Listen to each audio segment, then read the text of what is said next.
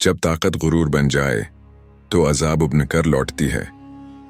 ये वो लम्हा था जब इंसान ने खुद को खुदा समझा और खुदा ने दुखा दिया कि ताकत इंसान की नहीं, सिर्फ अल्लाह की होती है। रेत के सुनहरी मैदानों में एक ऐसी कौम आबाद थी जो अपनी ताकत, शान और तामीरात पर फख्र करती थी। ये कौम आद थी, अरब के सहराओं में रहने वाली सबसे ताकतवर कौम। उनके जिस्म पहाड़ों जैसे मजबूत, आवाज गजदार और शहरों की इमारतें बादलों को छूने वाली थीं।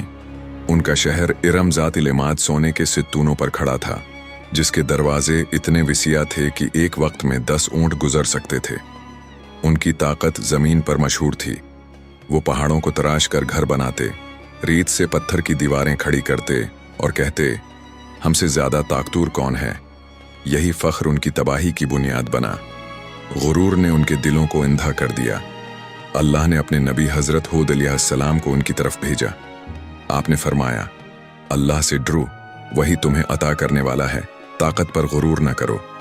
मगर वो हंस पड़े और जवाब दिया, ए हूद, हम पहाड़ों जैसे हैं, हम पर कौन गालिब आ सकता है।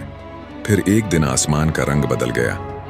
तेज हवा ने चीख मारी, बादलों की तरह काला तूफान उनके शहरों पर छा गया। वो समझते थे बारिश आएगी, मगर वो अल्लाह का कहर था।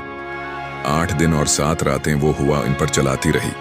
उनके मजबूत जिस्म, उनके अजीम महल, उनका गुरूर सब रीत में मिल गए। ताकत जिस पर वो नाज करते थे, वही उनकी तबाही का सबब बन गई।